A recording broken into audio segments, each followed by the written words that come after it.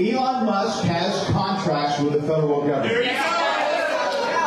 But he is also, I think, doing an effective job. Conflict of interest! Show me! I know there are a lot of people who don't want to see waste, abuse, and fraud weeded out. Some of them here today. I don't want him in charge of it. But he is appointed by the president, the chief executive, who can appoint whoever he can appoint you. I thought it was your job. It is your job. Elon Musk and the president have agreed that if there is any potential conflict of interest, It is your and it's clear here today that some people don't believe that would happen. And that's okay. It is your job. In the next election, to elect someone that you believe. We didn't elect Elon. Remember your oath. You don't represent us. You represent Elon Musk. Missouri Congressman Mark Alford saw his buddy Rich McCormick get his ass handed to him by angry constituents for working for Elon Musk instead of the people that voted for him. And so he thought, I haven't been yelled at in a minute. Let me go have a town hall too. When is he going to start upholding his oath of office? Yeah! Thank you, Jim. Appreciate that. I believe that every day that I walk... Well, I'm waiting for your answer, Mark. Every day that I walk up those Capitol steps, I think about this district, and I think about my oath of office, and I get on that House floor, and I cast a vote for our district. I think about my oath of office. Will you recite that oath right now, Mark? And so, what is your if you oath? believe I'm living up to the oath of office. hear If your you oath. believe that I'm not, then that's up to you, and I appreciate your opinion. Now, normally you'd give elected officials credit for going home to face off with constituents in the middle of an onslaught of destructive policies that the president that you're defending is carrying out.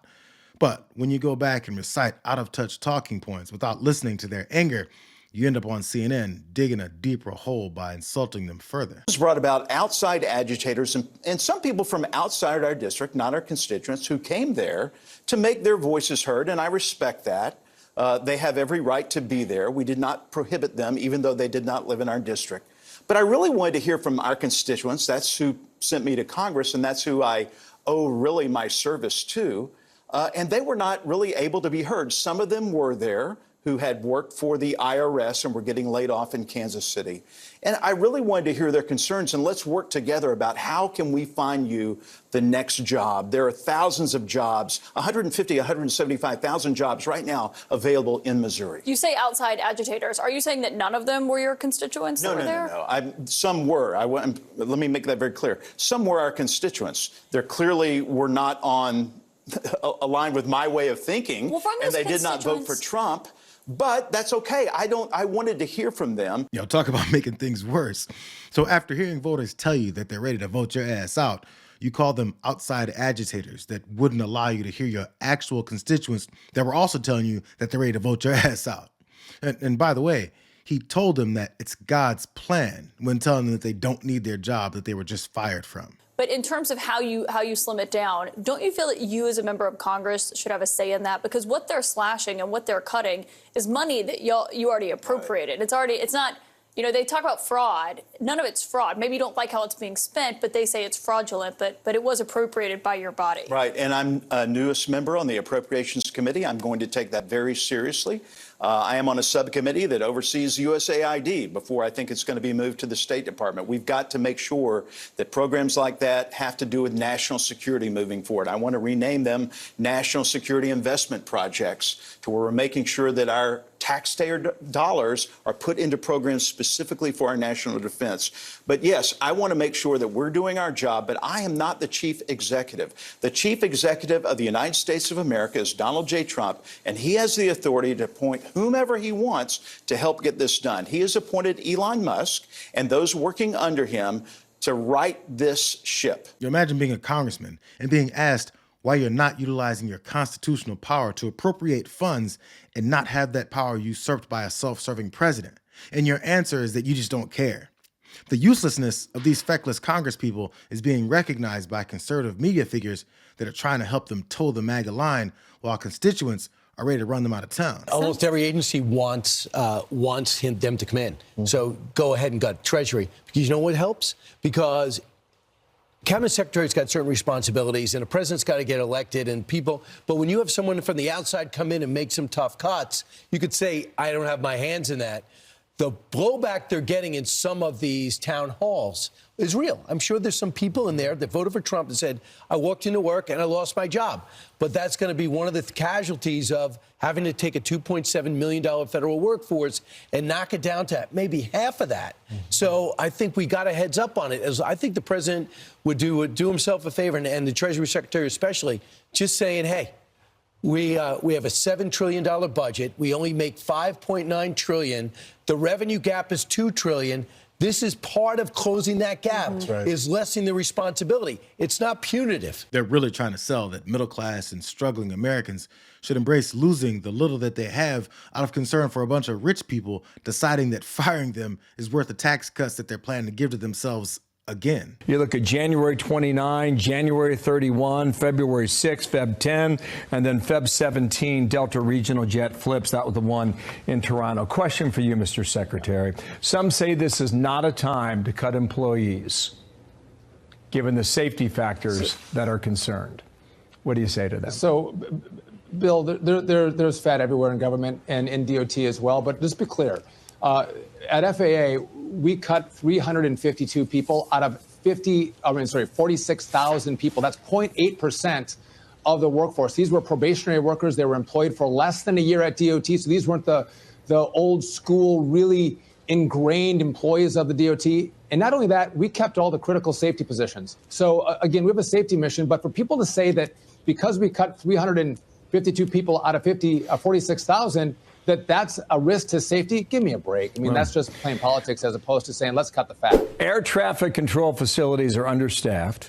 Persistent staff shortages have raised safety concerns at many facilities. Staffing is so low that at least a quarter of the workforce is missing. Your reaction on that? Yeah, no, it's a problem, Bill. We need to surge air traffic controllers. I'm going out to the main academy we have, which is out in Oklahoma City. We're going to surge air traffic controllers. It takes time to train them up through the academy and in the towers. We need to expand how many get through that school, but this has been a problem for a long time. So unlike Fox and Friends, Bill Hemmer must be reading the room, because he wouldn't allow Sean Duffy to simply call people's criticism of their cuts playing politics.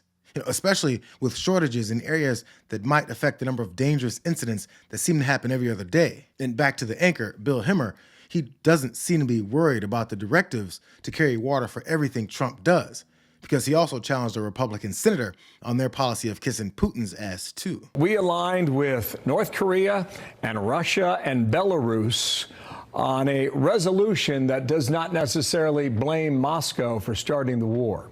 How do you think about that? Well, I think what President Trump, again, is doing is he's shifting the conversation completely. He's trying to get to a deal with Russia. He's not just continuing the Joe Biden process of sticking a stick in Russia's eye. You see the European leaders that want to just continue down this path. Got it. One more question on that. Trump said, I would rather not explain it now, but it's sort of self-evident. Should it be self-evident that you have to suck up to Putin in order to get him to the table and keep him there? Bill, I wouldn't put it in terms of sucking up to Putin. What I would say is that the president is actually trying to shift the conversation. I want to read this. Truth Social. I am in serious discussions, he wrote yesterday, with President Putin of Russia concerning the ending of the war and also major economic development transactions. Talks are proceeding very well.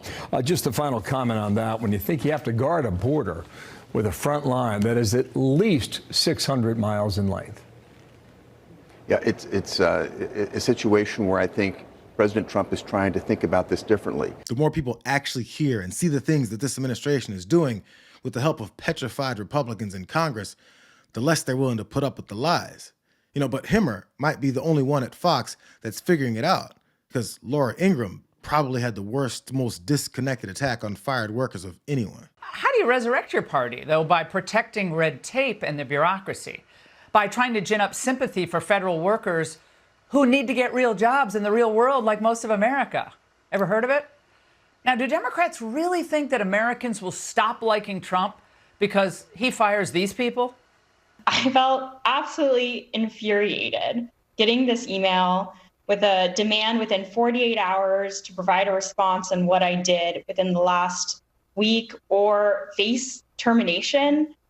This is clearly an attempt from Elon Musk to harass and bully and intimidate the federal workforce, which is part of his broader plan to gut the federal workforce and privatize public sector services. Now, making a list of what you accomplished in a week, that's what she was whining about, is harassment and bullying?